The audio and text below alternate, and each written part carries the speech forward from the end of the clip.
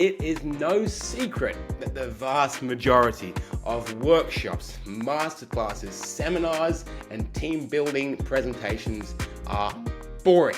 They're lackluster, they're cliche, and a lot of the time we feel like we could have been more productive doing literally anything else. But my guest today, Leanne Hughes, is here to change that. She has a brand new book out, The 2-Hour Workshop Blueprint, and in that she's giving you some really great tangible tips on how to run a great workshop, whether that's virtually or live, or in a 1 hour, 2 hour, or full day setting. Having worked all around the world in some big companies, some massive organizations, and locally in some smaller ones, Leanne's got this really great range of experience and advice as to what makes a workshop relatable and effective, what gets people excited, and also what to do when it doesn't go to plan. So some really great tangible advice in this episode. We talk about movies, we talk about traveling, lots of fun stuff. I really enjoyed this conversation. 40 minutes in and out. If you want to run a great workshop, this is the one for you. Here she is, everyone, Leanne Hughes on Coaches to the Moon. This is Coaches to the Moon, the only podcast you need to skyrocket your coaching business and create true impact on the world. Here's your host, Alex Morris. Welcome back to the Coaches to the Moon podcast, ladies and gentlemen. After many reschedules, both on her end and mine, we are very, very proud to be joined by Leanne Hughes today.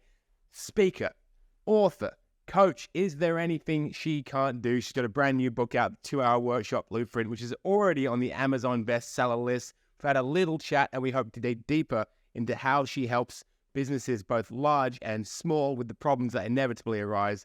Leanne Hughes, straight out of Brisbane. Thank you so much for being here today. Oh, thanks for that. I love your enthusiasm and your energy, Alex. So thanks so much for that wonderful intro. It's great to be here. No worries. I will say transparently, I do try very hard at the podcasting thing. And I watch a lot of more energetic podcasters, I suppose. And it rubs off on you. Do you find that when you're, obviously in this sort of personal development coaching space, we tend to read a lot of books and listen to a lot of things, and you get into a content hole of one person. Do you find you tend to model the person you're listening to? 100%. And actually, it's a good thing and also a bit of a trap sometimes. Like, I think my podcasting, the only podcast I listened to for 12 months when I first started podcasting was Pat Flynn. And I just loved his generosity and his warmth. He runs a Smart Passive Income podcast. And then I realized, oh, wow, there's actually other podcasts around. But when it comes to, and Eve, like we'll talk about soon, running workshops, I used to always try and be someone else. And that's where it became a bit of a trap because things weren't authentic to me. So navigating that, I think, is an interesting process. Interesting. And so how long have you been running workshops for, live workshops? Yeah, well, I didn't really call myself a facilitator. This really started back in 2012 when I was living in Broome, a remote country town in Western Australia. And I was actually working in a marketing role. But we had a request, when I was working for the TAFE there, we had a request to run some presentation skills training for our local shire. We have a shire up there because it's so small. Yeah. And it was so expensive to fly trainers up from Perth, like really expensive. The flights aren't cheap. And I just thought, look, I read a lot about this sort of stuff. I love writing presentations. Maybe I could do this. And so I said yes. I spent 8 weeks just like methodically planning it. And so that kind of kicked off the love for it.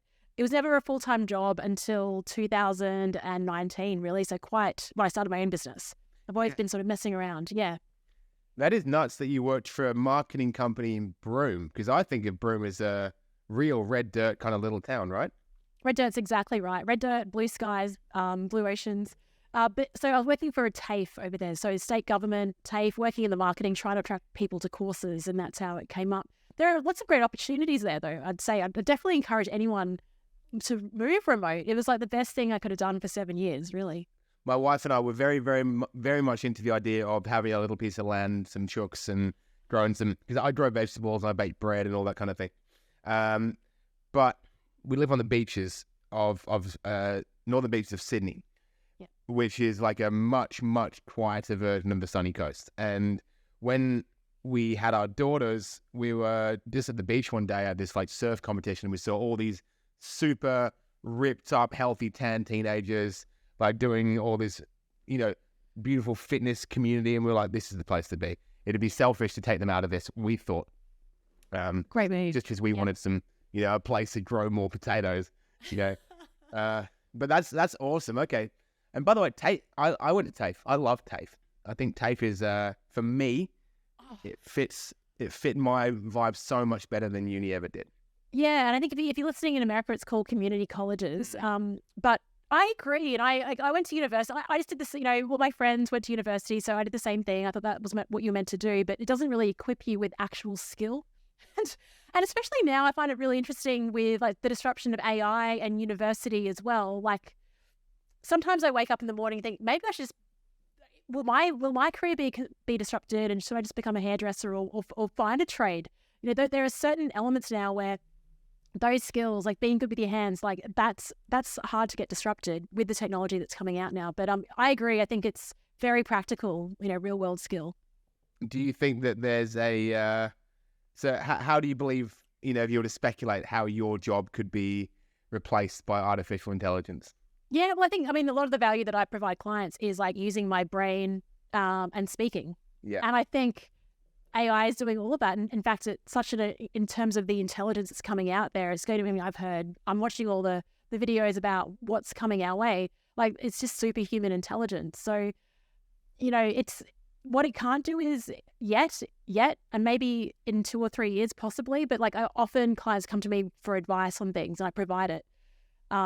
So maybe, maybe I need to figure out a better way to serve clients or think about the business model that can support that. But I'm keeping my eye out, that's for sure. I don't have answers for you. I'm speculating, and I'm very aware of what's happening. Yeah, I think, we run a digital marketing agency, and so you can do copywriting and strategy and all sorts of stuff with AI, image creation.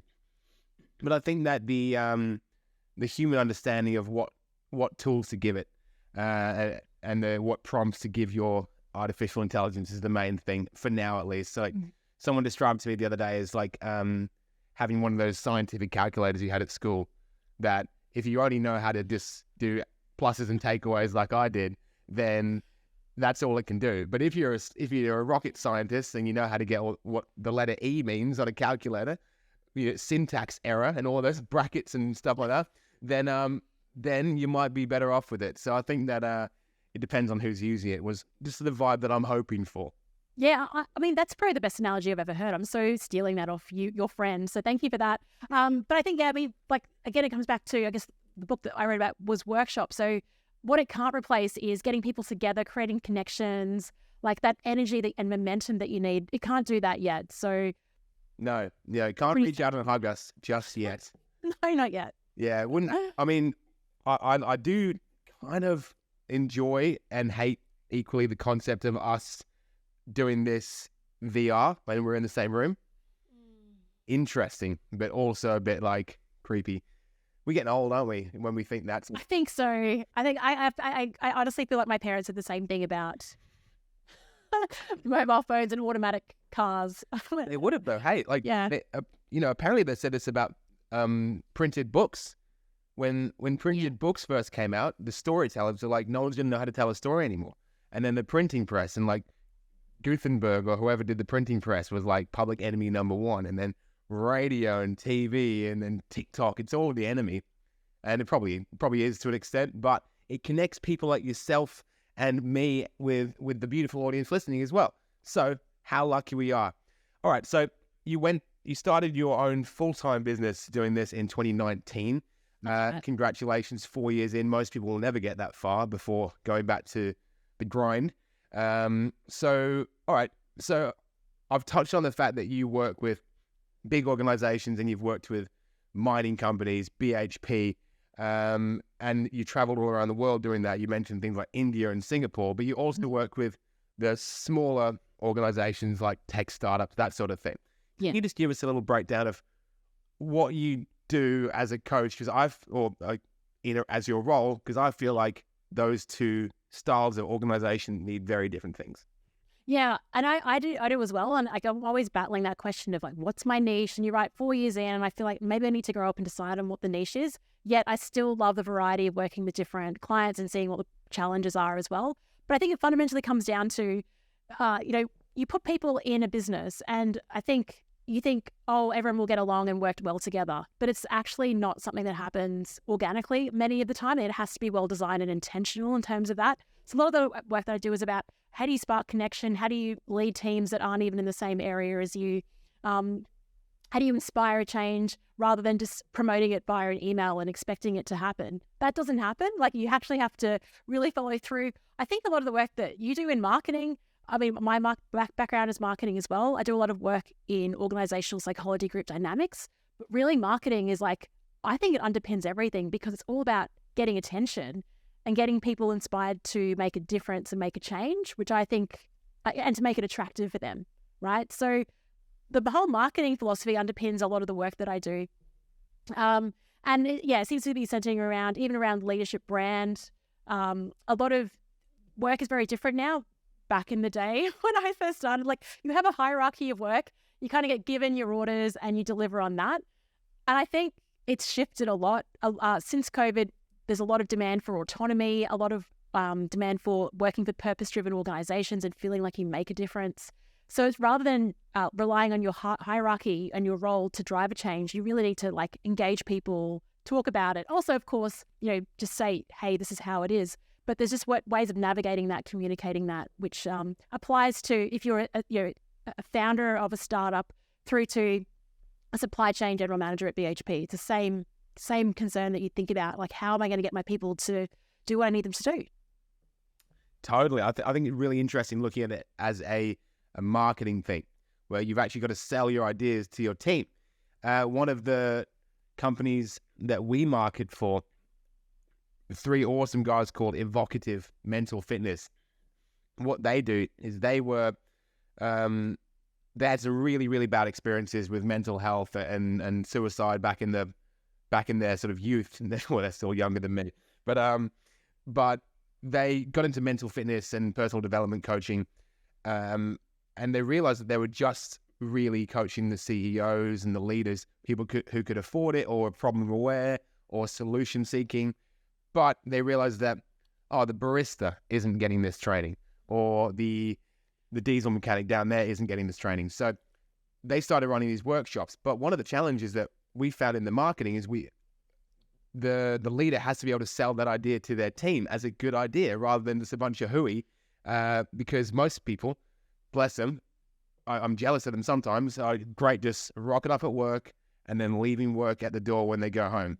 And so marketing the idea of what sort of professional development and personal development to your team, that's very interesting. So talk to us about that. How do you sell this as a new idea? Well, it's quite funny. I did a podcast episode about this. So I think it was called How to Get People to Show Up to Your Workshops Without Telling Them It's Mandatory. Because that's the case, right? And often, like, I'll rock up, like, a client has organized a workshop for their frontline team, and like half of them are just sitting there arms crossed going, what the heck is all of this about? I think it's coming, like, everything we do, I think actually has to come from an energy from yourself in terms of your passion. So if you're trying to sell an idea and you're not interested in it, same as me trying to lead a workshop that I don't believe in, and sometimes I've had to do that in the past for organizations when I've just needed the cash, but I knew that the culture didn't support what I was teaching and I felt very conflicted. But if your passion or your energy towards a topic or an area of expertise or a workshop that's coming up doesn't like shine through your message, then that's an uphill battle. I think we all know the marketing phrase, like, what's in it for me? I think it's just, sort of sharing your story and like, hey, like, this is the reason why I think this is important. I think overcoming objections nice and early is really key. So when I was in India, I was running a big workshop for construction leaders, and these are, they manage multi-billion-dollar projects. And I'm this young upstart from the corporate head office in Brisbane. I haven't been on a construction site in India, so what the hell am I doing up there teaching them about leadership, right? And I knew that was an objection, so I called it out immediately. And I said, look, you're the experts in construction. I'm not here to teach you about that. You have experiences in leading teams, good and bad. We're here to share that over the next couple of days. And immediately that disarms them. So I think calling it out, I think the other challenge is that everyone is so time poor these days. And I think sometimes we think workshops are the answer to everything. But what I've learned, over the last few years is actually there's ways to share a message, information, and inspire people that don't require bringing everyone together or getting them off site for a day or two. So, yeah, I think being aware of that context is really important. I love the concept of bringing up the objections people will have before they do. And we do that in our marketing copy all the time. If someone's given away, like a meditation, then you say, okay, I know what you're thinking. This sounds like some woo-woo, hippie, fairy, magical nonsense. But here's the truth, that sort of thing. And then it does bring down people's wall a little bit because they can now relate to the fact that you understand what they're thinking, and that's really cool. So India, do you live in India or you just work there for a little bit? Yeah, I worked there for a bit. So, in 2019, so pre-COVID, I was traveling all around the world delivering workshops. So Hong Kong, Papua New Guinea, Singapore, India, France. I even got to France. So one of my mentors, she used to work at Google. She wrote a book called Pivot. And through podcasting, actually, we got to become friends, and she flew me to France to run workshops with her for Chanel. So that was pretty amazing. It was a good year. And so, of course, I was gutted in 2020. Moved everything virtual, but I love planes. I love international travel. Have you done any in the last year or two? I was in California in February, and I ran an event in Malaysia, a corporate strategy event in March. Epic. That's really, really cool. I love to hear that. I love, I've always been, sounds so cliche these days as a white upper middle class kid, just be like, I love to travel.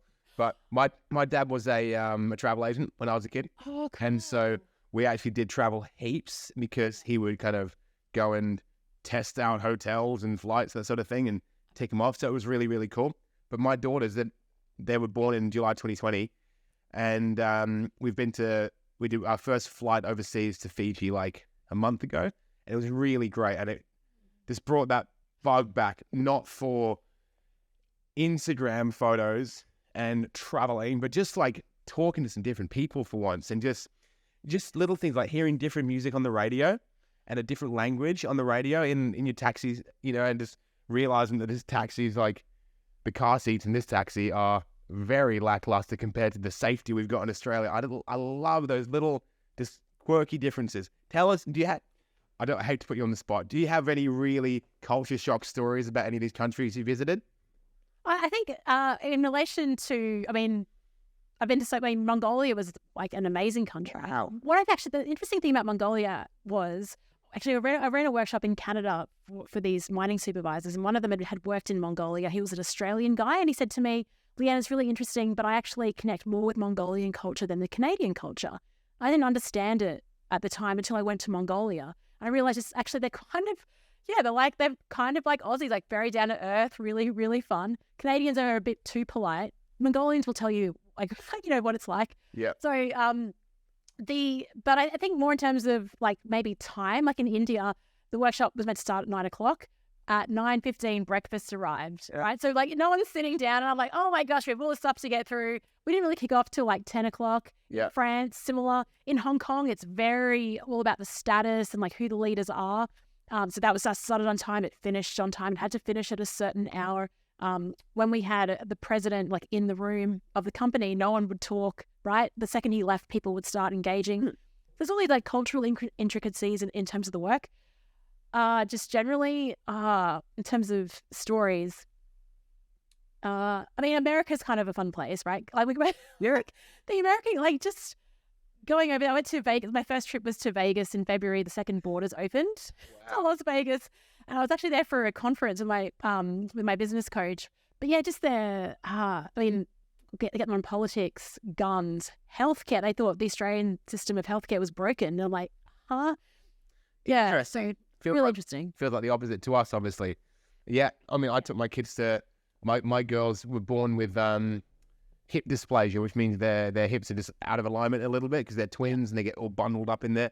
And so we have taken for yearly checkups now to this specialist, and it's just, we don't get our credit card out. It costs more to park at the hospital than to do the rest of it. We're so lucky here. So good. Yeah. And I think California is my brother-in-law used to live in California, so we used to go over there like once a year. And I just think people are so, as much as Aussies are really, really friendly and relaxed, with strangers in the street, I think Americans are much more likely to be part of a conversation. Oh yeah, and even in New York, like they'll just throw you compliments. People will walk up to you and just start talking and like just on a nice jacket. And like no one in Australia has ever said that to me. And you're right. They're just I don't know if they're more open or if they know that we're Aussies, but you're right. That's a good observation. In Australia, if someone came up to you and said, nice jacket, you'd be like, what charity? What charity are you selling for? What do you want? These charity muggers who are so damn friendly. So 2-Hour Workshop Blueprint, that's the book you've got strategically placed in the background there. This is your new book, which is going really, really well. Is that a full-length book? How big is it?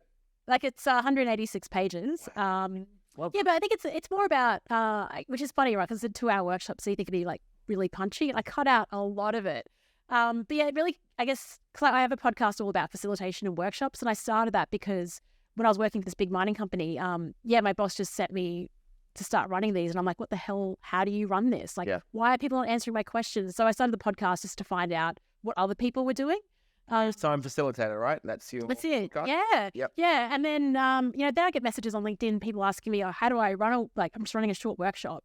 And there wasn't one particular podcast episode I could give that would actually cover my methodology, like to get it done quickly. So yeah, that was what brought the book. And it's, 2-hour workshop, but it applies for all day workshops, 1-hour workshops, whatever. You can, it's flexible, but I think people like having, I don't know if you do a lot of articles with like listicles, like the top 5 things. People love numbers in titles. So I thought, let's be really focused here. We always do it in lead magnets for marketing. And we find that the more random the number, the better. Like 37-step blueprint, like everyone's done, 5 steps, 10 steps, but I remember the one that got me into coaching in the first place, I downloaded a lead magnet called like the 104 steps to start a 6-figure coaching business. But so random, 104. No. Why didn't they stop at 100? They must know what they're doing. So that's rock and roll. Okay, sweet. So what's up, guys? Alex here. If you're enjoying the episode, please don't forget to give us a subscribe on whatever channel or platform you're watching or listening to this. It really helps us to make an amazing show every week. Thank you so much. Back to the episode. I know that you got 186 pages of the book, and the whole reason you wrote the book was because people were asking two generalized questions about how to run a workshop. But I'm about to do the same sort of thing with you. You must have some elevator pitches for recommending this book that will help you to explain, maybe just 2 or 3 key things that we might not think about when running a workshop. Could you just take us through 1 or 2 of these, please? Yeah, absolutely. Yeah, I've got a stack. So I'll pick my favorites or the ones that are top of mind for me at the moment. I think a lot of people focus on content like immediately, and that's what I used to do. So like if I was running back to Broome when I was asked to run the first workshop on presentation skills, my assumption was a workshop equals a PowerPoint deck, right? So I'd open PowerPoint, I'd find some cool stats, I'd copy and paste it into PowerPoint, move it around, add some images and some videos. That was my workshop. It's not about the content anymore. Like in 1980, 1990s, possibly, we have so much information now. The job is to actually cut out the information and give people a direct path to what they're after. So that's one thing, is like actually culling out stuff is more important. Reduce the overwhelm and provide a clear path for someone. The other thing is to begin with the experience in mind. Again, something I always focused on was like, what are the skills and knowledge that someone needs? What's the irony of that is like, I had a client once, they wanted a strategy day. And they said they wanted blue sky thinking, but they wanted to hold it in this boardroom where there were just photos of like old men plastered on the walls, right? So what I mean, begin with the experience in mind is like, okay, so you're after blue sky thinking. Why don't we go in a venue like, high ceilings where we walk outside? Like, so the experience actually really matters. Same with another client they wanted to expand over to Western Australia, based in Queensland. And I said, why don't we host it in Perth? Like if like actually put you into the place where you want to be. So yeah, think about those objectives, the experiential objectives, not just your rational outcomes, like the skills and the knowledge and that stuff. So, I mean, those are 2 key things I could go on, but we'll keep it. No, that's great. That makes a lot of sense. And I love the second one, especially that one, both. The content thing, yes, because we know that if someone really wanted the answer to a question, they could have it immediately without coming to your workshop. Yeah. But the context thing is really, really great because we've all been to too many hotel rooms, right? Just hotel boardroom, just 100 chairs and it's too cold. And then maybe table at the back of the room. It's like, give me a break. That's a really, really cool idea. And people do feel better, especially when you work from whether you're at home or in an office, just getting out into a different environment can be so creatively freeing, right?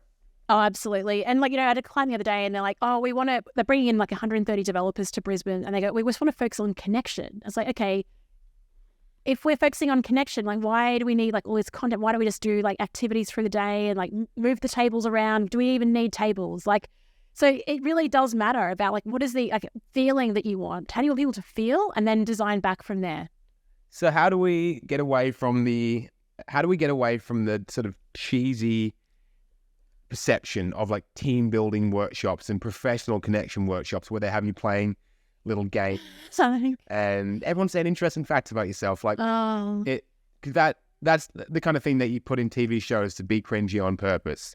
Famously in The Office, I don't know if you've seen The Office, but they do want to I love The Office. Super rough to watch their team building workshops. So yeah, how do we modernize this and how do we sell it to a team without making a workshop sound cheesy and unnecessary? Well, I think first of all, can I say, like, I love The Office and I'm watching it the third time again, the US version, the US one. Never seen it. I was same as you until I was on a flight and they had it on. Like, so this is like only last year. I've just started getting into the US version. It's phenomenal. Great. Really good. Diversity Day is a good episode actually based around this. Okay. So some of the really crazy and cringy activities. You know what? Like, okay, so I actually think, I talk about this, I don't think it's a bad thing that workshops have a bad name because then you're going in, right? So everyone's expectations are fairly low. Like, it's going to be cheesy. She's going to make us hug each other. We're going to be singing Kumbaya. I don't care if that's the expectation, as long as we can get people there. And the second we get them there, then we disrupt it with doing things that are relevant, that are going to help them, that are useful. So they walk away thinking that was actually a really interesting, helpful, practical day. So I actually think the expectation currently around workshops serves us if we're willing to disrupt and try something a bit different. I don't think we need to change the brand just yet. Let you do that in terms of your design and how you bring that to life when your session begins. Interesting. To just be a disruptor and just exceed everyone's expectations because everyone believes it's going to be shit. So, and it's hard. Yeah. That's what it is. And I think, like, I know it's terrible, but it's actually helpful that people think it's going to be crap. Yeah. You know what I mean? Because 100%. No, I mean, so I will transparently put this out there, and we talk about it on the show all the time, but it is, it's often relevant to talk about with guests. I am such a resistor to personal development and networking groups and going out for just a coffee with like 12 other people who run businesses. I just don't see it as a great use of my time. I've done a bunch of the personal development stuff back when I was early on in business, when I needed to transition out of this being like a chef and a punk rocker and, you know, just a bit of a stubborn teenager, I guess, and then moving into a more open-minded and resilient individual. But now I get calls up from all of these, you know, people are always pitching me on workshops and come along to my networking group. I want no part of it. But that, I understand that they're hugely helpful and necessary, but I think that it is really refreshing when you go along to something and it's a bit different. Like these, do they have success resources up in Brisbane where like Gary V and stuff come along? Yeah, I went to a Tony Robbins one, 2008? So to Sydney. I mean, I love Gary V. Yeah, he's the man. Yeah. So what I love about him, the thing that he does at these events, which I think is so good compared to everyone else, is he doesn't pitch anything. Everyone else, they do their 30-minute value speech and their 30-minute pitch, run to the back of the room, and then he comes on, headlines, and just kind of talks about stuff and wears a beanie and thinks, and at the end of it, he's out of it. And I think that is disrupting the seminar space in a sense, because he feels so unprepared. He's so casual, no suit, no pitch, no PowerPoint. Oh, I agree. And so, I mean, there's two sides to this, I think, because, I mean, I'm a Virgo chronic overplanner. Okay. And my business coach is Alan Weiss. He wrote the book $1 Million Consulting and 60 other books. And I remember seeing him speak, and he just had 2 flip charts. He told stories. He basically had a 1-pager with just some diagrams on it. But it was like the best workshop ever. Great. And it's just speaking from pure expertise. But, I mean, he's been around the block a while. But also comfort in your own skin as well. Like, he doesn't care what people think, same as Gary Vee. Like, his self-worth isn't built on people-pleasing. And so they can just come and go, what is the most value to this group right now. And that's where they deliver from, and it shows. Have you gotten over that over preparing Virgo style these days as you've become better at running workshops? I think so, but it still sneaks in. Like, and I talk about that in my book. Like when the stakes are higher, like let's just say I have a workshop and I priced it at a really high rate, then it's my own, like, oh, I have to over deliver, and so I have to over prepare. So I'm a constant work in progress. I wrote this book for me more than anyone, right? Because I had to find a framework to start designing fast because I was burning out from the amount of time I was putting into these things. And plus, in the moment and the workshop, it just changes on the spot anyway. So what the hell am I doing? Oh, totally. Yeah. Is that in your book, just to prepare for unexpected things to happen, like that breakfast that came along in India? Yeah. So completely that must have knocked out your timing. And then, and you see this happen all the time. And often what they do is like workshops just end up going late. And then everyone's interested and tired by the end of the day. Let's say that, the unexpected comes up. How do you choose which content to cull or what to do to get back on schedule? Well, I mean, with this group in India, like we had workbooks so they could see what was being covered. But a lot of the stuff, I think some of it is connected with other elements. So you think if you've done one to death, you don't really need to repeat it. The other, I spoke to a guy on my podcast, Johnny Quinn. He's based in New Zealand. He talks about non-linear presentations. So he might have 3 frameworks maybe to cover for the next half day. And he'll get people to vote on like a Slido poll, which one is most pressing for you right now, and just focus on that. What a good idea. Such a good idea. And you feel like you're in control. Oh, I know. But yeah, right. The other thing I do is Priya Parker, in her book, The Art of Gathering, she says the workshop has begun before it's actually begun. So I'll do like a video ask and I'll send it out to participants and say, hey, this is what the topic is about. Like what's the biggest challenge, or like a question like that.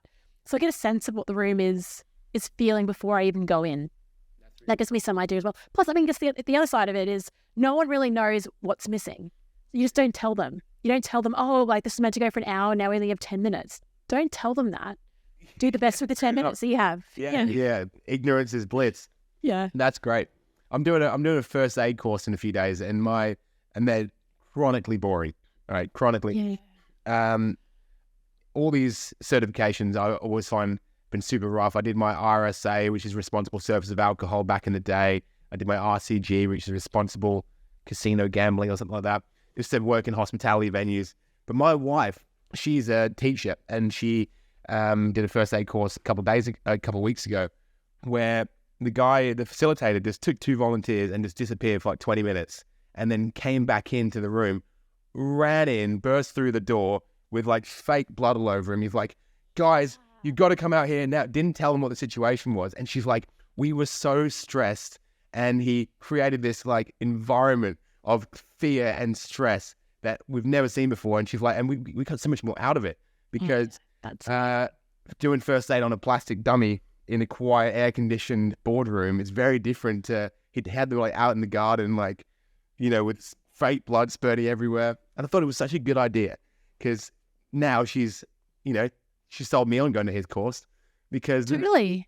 And that must be, I would love to ask about how you promote yourself as well, but word of mouth must be huge for you. It's the number one. Yeah. And I think we're talking about that experience right now because of what that person did. Yeah. Create an experiential, like embodied experience. And that's the difference. And that's what you have to sort of create. That's your job, I think, as any type of workshop host, is to create that type of insight, aha moment that actually creates word of mouth. So you're right. And I think it's about one of my favorite books. I talk about it. It's a book that I've never read before. I haven't read it, but it's called It's Never Crowded Along the Extra Mile. Yeah. And it's something I really think about when I weave in, like, what would stand out for this group that might create that watershed moment for them. So you're right. Word of mouth is really important because you want people to be in that session thinking, oh, wow, my leadership team need this, or our team on the West Coast, they'd really find some value in this. So it's really about, generating those word of mouths through the craft and how you deliver. Longevity, right, in those extra miles. And to quote a book that I've never read, like you did, I did something for a client the other day. We had some massive issues. And so I was in tech and stuff like that. And so I basically, she's like, surely there's a retainer invoice to you. And I was like, don't worry about it. We haven't done your thing yet. We haven't launched your ads yet because we've been held up by all this stuff. So we'll just send that, when that's all done. And she goes, I'm reading a book now called Never Lose a Customer Again. And I can tell by the attitude that, you never will.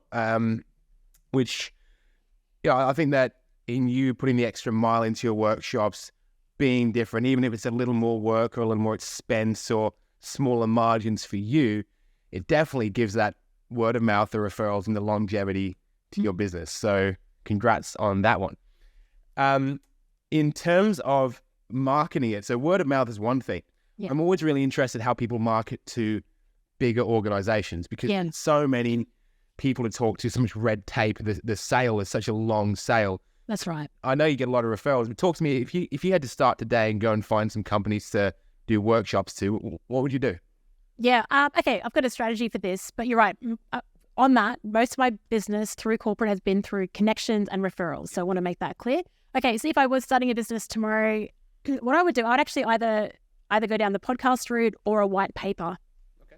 And I pick a provocative topic that would impact leaders with a profit and that have P&L oversight. So, and pick something that may be a little bit controversial or something quite provocative. And I'd ask for referrals to speak to leaders within organizations that have an opinion on this, or leaders that want to build a profile. And I'd say, look, I'm doing this. I'm writing a white paper. I'm interviewing the best 10 leaders in the tech industry within Brisbane or mining or whatever industry it is. The interview will be 30 minutes. So I'd create media. Brilliant. To do that. That's why I started this podcast, to talk to people I wanted to work with. Yep. Exactly. Oh, absolutely. And then it's win-win. You're learning, your listeners learn. We're mates. You know what I mean? Thank you, Leanne. I always say I've got 100 new friends through this podcast. No one's ever called me their mate. I will take it. I'm so excited. So that's really, really cool though. See, what a great cold outreach to say that I need your expertise, kind of giving them a bit of praise and just letting them know that you're here. Yeah, and I think leverage is really important as well. So if you can get someone within your network that actually has a profile, you say, hey, look, John Smith's contributing to this article as well. That really helps. I'm running an executive leader breakfast next month, and that's how I'm sort of doing it as well. I'm inviting clients, but I also want some peripheral people there as well. And I've got permission to use a few names to invite others, which is good. That's really cool. Collaboration always comes up on this show. Yeah. You know the Ocean's 11 movies? You ever watch them? So it was Matt Damon, one of the three guys, I think it was Matt Damon, said that, so there was Matt Damon, George Clooney, and Brad Pitt starring in those movies. And apparently the director got each one of them to say yes by saying the other two had already said yes, and none of them had. But such a great story. What a great idea, right? So oh my gosh, I'm writing it down. Brad and George are doing it. If you would definitely say yes, but he said that to all of them individually.